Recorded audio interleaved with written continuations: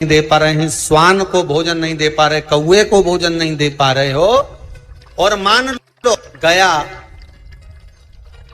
ब्रह्म कपाली या कहीं पिंडदान नहीं कर पा रहे हो, तिलांजलि तर्पण नहीं कर पा रहे हो, तो एक काम जरूर करना, जल के पात्र में 2 बूंद गंगा जल डालना और वो गंगा जल शंकर को रोज 16 दिन तक चढ़ाइए, पितृदोष समाप्त हो जाए। जब ज्यादा घर में पितृदोष हो ना, ऐसा लगे कि पितृदोष बहुत ज्यादा है, 1 रुपए कमा रहे हैं, 1.25 रुपए खर्च हो रहा है, हाथ में पैसा नहीं टिक रहा, दुकान 4 दिन अच्छी चल रही है, फिर व्यापार डाउन हो जाता है, कोई पैसा लेकर भाग गया, नहीं दे रहा, कहीं कर्जा मात्रा बढ़ गई है, ये पितृदोष के लक्षण है कुछ।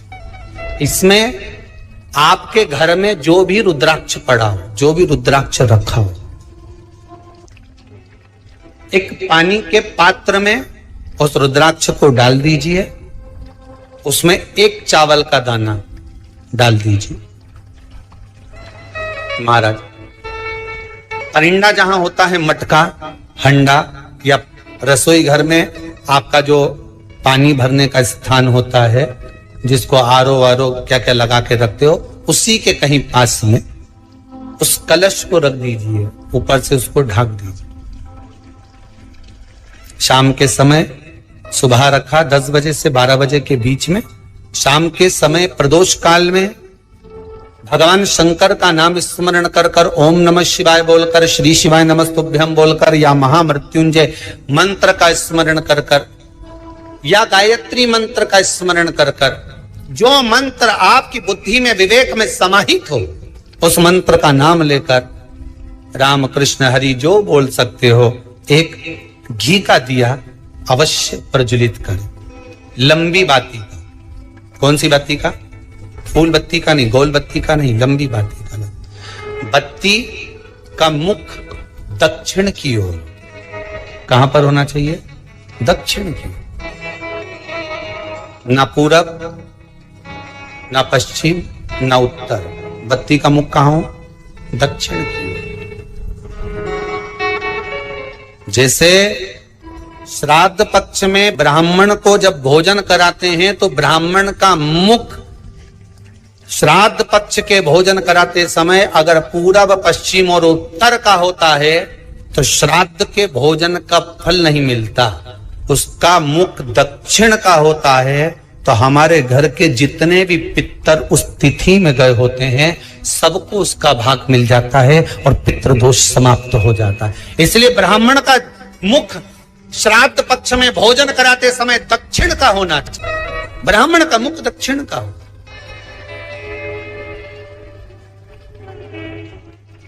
यहां तक शास्त्र कहता है, महाराज अगर गौ माता को श्राद्ध पक्ष में अगर भोजन दे रहे हो तो गाय का मुख अगर दक्षिण का है, गाय का, आपका मुख भले उत्तर का हो, गाय का मुख दक्षिण का हो, आपका मुख भले पूरा पश्चिम नहीं का, गाय का मुख अगर दक्षिण में है, अगर आपने दक्षिण में गाय को खड़ी कर रखा है और दक्षिण में उसका मुख और आप भोजन दे रहे हो, तो शास्त्र कहता है कि किसी पिंड की जरूरत नहीं पड़ती, गाय स्वतः कल्याण कर देती है, गौ माता स्वतः कल्याण।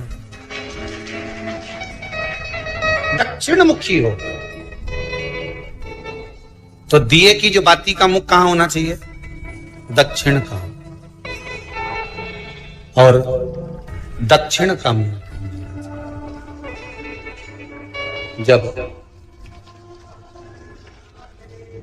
जब दक्षिण का मुख हो, दक्षिण की ओर बाती हो महाराज, तब दक्षिण की बाती जलाने के बाद में भगवान से वहीं पर प्रार्थना करें।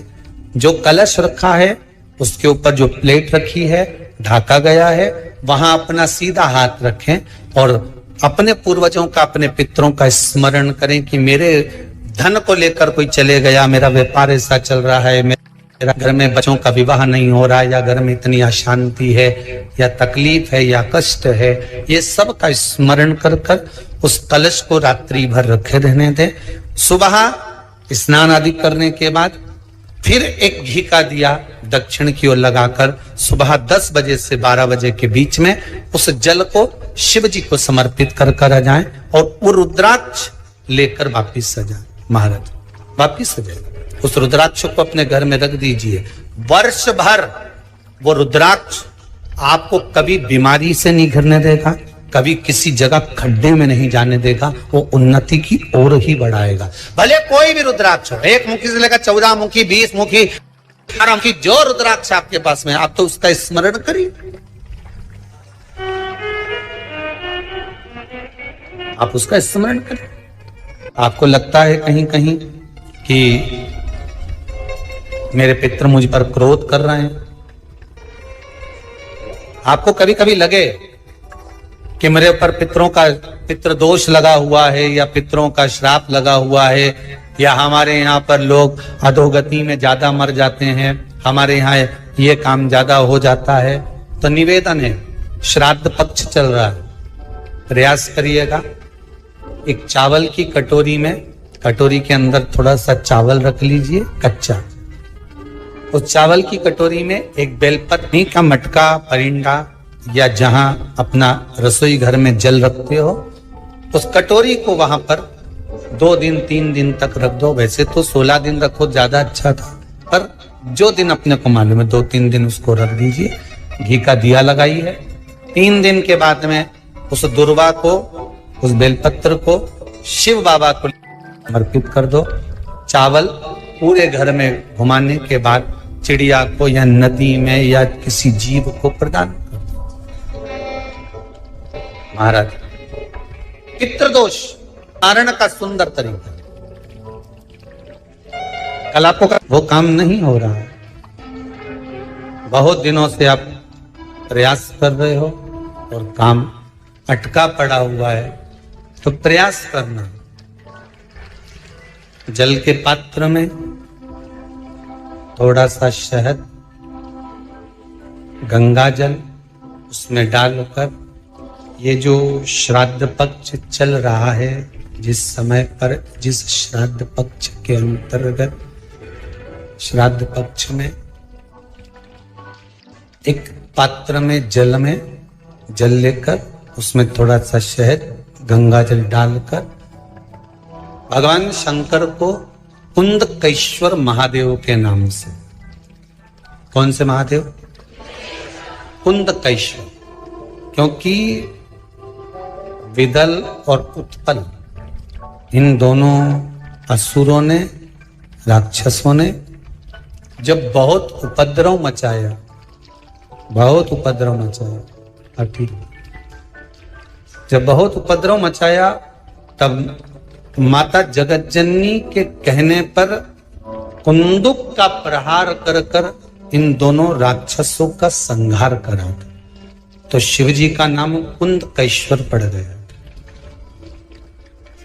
क्या नाम पड़ा था? कुंदकेश्वर।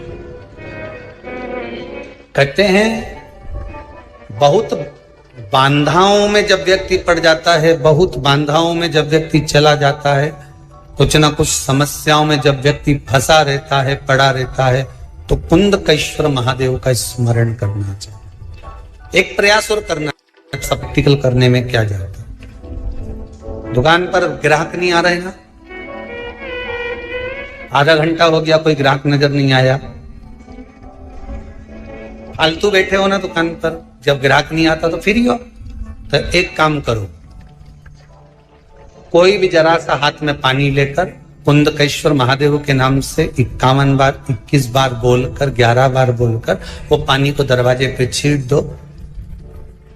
आधा घंटा, ज्यादा से ज्यादा 20 मिनट, आधा घंटा 30 मिनट नहीं लगेंगे और ग्राहक प्रवेश करना प्रारंभ। प्रैक्टिकल करने में क्या जाए। अब इनमें कहीं घटा तुम्हारा कि पानी घट गया, कि बोलने से, कुंदकेश्वर महादेव का नाम लेने से जीवान घट गई, कुछ घटा?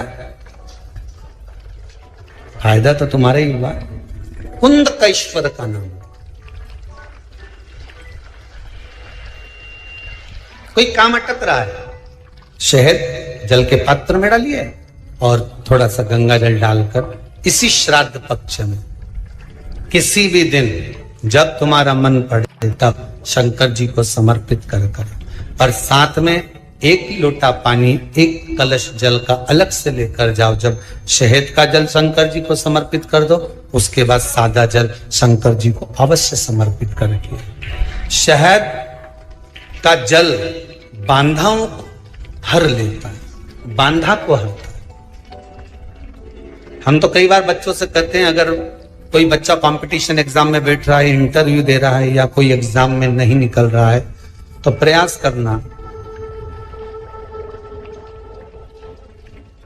बेलपत्री जो बीच वाला पत्ता होता है, इस पत्ते पर शहद लगाकर हथेली में रखकर अंगूठे से इसको इस तरह से दबाकर शिव जी के कुंदकेश्वर महादेव का नाम लेकर अपनी मनोकामना कर कर शंकर भगवान का जो शिवलिंग है, उस शिवलिंग पर इस बेलपत्री के पत्ते को चिपकाकर आ जा और एग्जाम देने जा।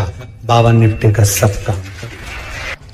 जिस बालक बालिका का जॉब नहीं लग रहा हो, सर्विस नहीं लग रही हो, नौकरी नहीं लग रही हो, जगह जगह पहले करते थे जॉब, अब छूट गई, 2 साल हो गए, 3 साल हो गए, सर्विस नहीं लग रही हो, बहुत प्रयास कर लिया हो, बहुत प्रयास, तो महाराज काली तिल्ली को पीस कर उसको जल के पात्र में डालकर अपने घर के मटा परिंदा पितरों का जो स्थान होता है, जलाशय होता है, उसके पास में एक पात्र में रख दीजिए। बेलपत्री या बट का पेड़ या पीपल का पेड़, इस वृक्ष के नीचे एक रात्रि तक रखे रहने के बाद में दूसरे दिन अपनी कामना करता है, जिनका जॉब नहीं लग रहा, सर्विस नहीं लग रही, नौकरी नहीं लग रही, या कहीं उलझने उत्पन्न हो रही है, उस व्यक्ति को हाथ में ले जाकर उस पात्र का जल, 3 वृक्ष पितरों के तुल्य हैं, कल की कथा में कहा था, पहला बेलपत्री का, दूसरा पीपल का, तीसरा बट का, ये 3 पितरों के तुल्य हैं। इन 3 में से किसी भी वृक्ष के नीचे उस काली तिल के जल को समर्पित कर दीजिए महाराज। बाबा चाहेगा, भोलेनाथ जी चाहेगा तो 3 महीने में कहीं ना कहीं योग बना ही देगा, ये पक्का। बाबा पर विश्वास रख, शंकर भगवान पर भरोसा विश्वास रखकर आप कार्य करेंगे, क्यों ना हो।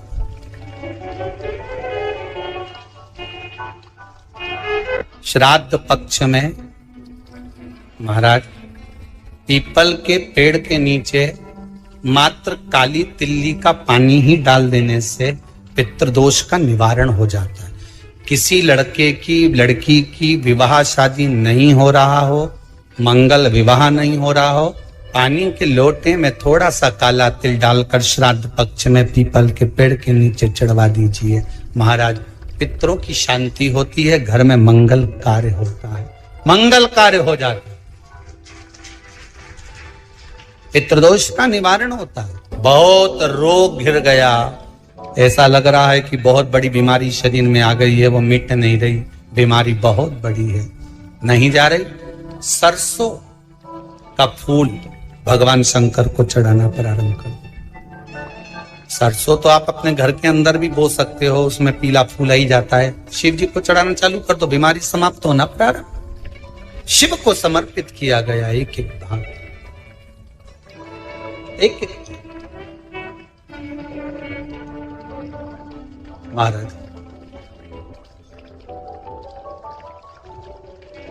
लगे ऐसा कि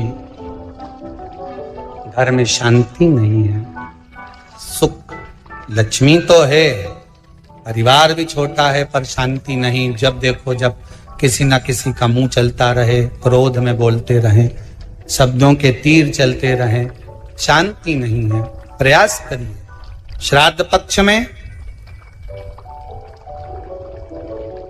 जिस समय पर ब्राह्मण को भोजन करने के लिए बिठाएं, या श्राद्ध पक्ष के अंतर्गत ब्राह्मण जब घर में भोजन ग्रहण कर रहा हो, उस समय पर थोड़ा सा कोई सुगंधित पदार्थ, इत्र आदि, पानी के मटके के पास, परिंदे के पास में, जलाशय के पास में, उस इत्र को थोड़ा सा कोई रुई में रखकर छोड़ दीजिए घर पितृ पक्ष। और एक बात और अच्छे से ध्यान रखिएगा, आप ब्राह्मण को भोजन कराएं ना कराएं, आपने धूप छोड़ी ना छोड़ी वो पता नहीं, गाय को रोटी दी ना दी, स्वान को भोजन दिया ना दिया, कौवे को भोजन दिया ना दिया, चलेगा। पर जिस दिन अमावस्या के दिन पितृपक्ष समाप्त हो, उस दिन प्रदोष काल में, प्रदोष के समय पर, प्रदोष काल में शाम के समय पर जाकर किसी भी नदी, तालाब, बावड़ी, कुआं, कहीं ना कहीं जो आपके पास में हो, वहां पर एक घी का दिया, बत्ती का मुंह दक्षिण की ओर कर कर अवश्य जलाकर आ जाना। सारे पितृदोष समाप्त हो जाएगा, सारा पितृदोष समाप्त। अमावस्या के दिन किसी भी जलाशय के पास में, नदी, तालाब, बावड़ी, कुआं, जो आपके शहर में, आपके गांव में, आपके नगर में हो, वहां जाकर लगा दे। अगर नदी, तालाब, बावड़ी, कुआं नहीं है तो पीपल का वृक्ष हो या बेलपत्री का वृक्ष हो या बट का वृक्ष हो, उसके नीचे लगा दो प्रदोष काल में। पर अमावस्या के दिन लगाएं जरूर। क्यों? क्योंकि अमावस्या 16 दिन तक पितृ मृत्यु लोक में आने के बाद में भोजन ग्रहण करते हैं।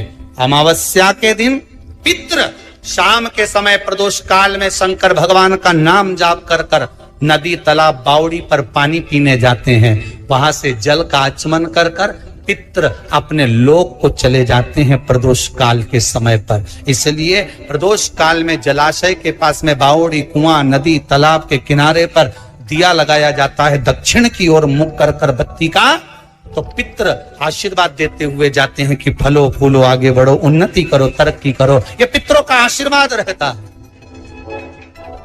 पितरों का वर रहता है। आप देंगे उसको मिलेगा, कुछ करा ना करा। फिर अमावस्या के दिन, जिस दिन पितृपक्ष समाप्त हो, उस दिन दिया दक्षिण की ओर बाती का मुख कर कर।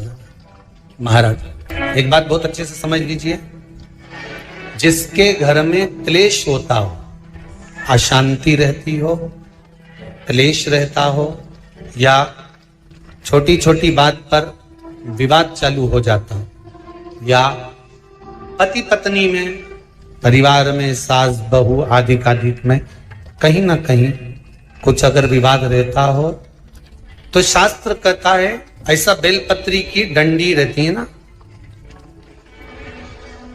बहुत ध्यान दीजिएगा महाराज। श्राद्ध पक्ष की कथा चल रही है, शिव महापुराण आज विराम की ओर है, ध्यान दीजिएगा। जैसे ये बेलपत्री की जो डंडी होती है, डंडी का जो भाग होता है बेलपत्री की, ऐसा बेलपत्री की 7 भाग ले लो, मतलब बेलपत्री 7 ले लीजिए। 7 बेलपत्र लेकर कच्चा जो सूत होता है ना, कच्चा सूत जो जानते हो पेड़ पौधे में माताएं लपेटती हैं, धागा जो होता है ना सफेद कलर का कच्चा धागा, जो बड़ में, पीपल में और आंवला आदि में लपेटा जाता है, कच्चा सूत, उसको शंकर भगवान और माता पार्वती का स्मरण कर कर नंदी के, जो नंदी होता है, नंदी के राइट भाग में, नंदी का एक पांव ऊंचा होता है, आपने देखा होगा आगे का पांव ऊंचा होता है, बैठते समय नंदी का एक पांव ऊंचा है, एक पांव नीचे की ओर जाता है। तो नंदी का जहां पांव ऊंचा है, उस ऊंचे पांव के पास में बैठना है। कच्चे सूत पर उस बेलपत्री के जो 7 गुच्छ हैं, 7 जो बेलपत्री के भाग हैं, 7 बेलपत्री हैं, उसको अपना नाम गोत्र स्मरण कर कर उस कच्चे सूत को लपेटना है। महाराज लाल कलर का चंदन उस बेलपत्री के पत्ते में जो अग्रभाग होता है, सबसे आगे का भाग, 7 में लाल चंदन लगाना है। महाराज उस चंदन को लगाकर आप प्रदोष के दिन, प्रदोष काल में शंकर भगवान को समर्पित अगर करते हैं, तो जिस घर का गोत्र बोला है, उस घर में कभी क्लेश नहीं हो सकता, उस शांति का अनुभव, उसमें क्लेश नहीं हो सकता। एक धागा होता है पक्का धागा, एक धागा होता है कच्चा धागा। बहुत ध्यान दीजिएगा महाराज, पक्के धागे से नहीं लपेटना सफेद, कच्चा जो धागा पीपल में, बड़ में या आंवला आदि में जो हम लोग लपेटते हैं पूजन करते समय, वो कच्चा था। और एक बात और आपको कहने, ध्यान दीजिएगा, हो गई। और तलाक नहीं कराना है, आपस में वापिस प्रेम बढ़ जाए, छोरी वापिस घर में रहे, बेटा उसको रखे, बहू रहे, आपस में प्रेम बढ़े। वो भले मायके चली गई हो, वो भले लड़का छोड़कर चले गया हो, अकेली रह रही हो और चाहती है कि मैं पति के साथ रहना है, तलाक नहीं होना चाहिए। हम दोनों में प्रेम रहे, वो संभाले मेरे को भी और मैं भी आदर करूं, वो भी आदर करे।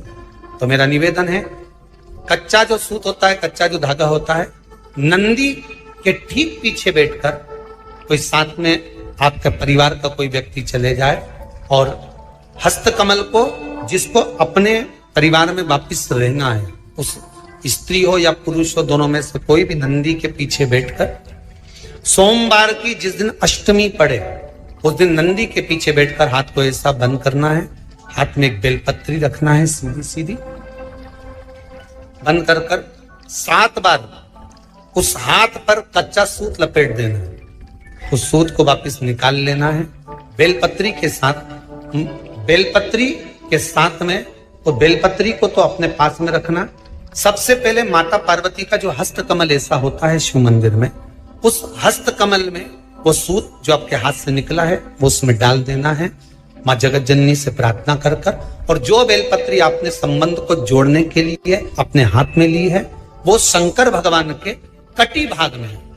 फिर निवेदन करूंगा, कटी भाग को समझ लीजिए।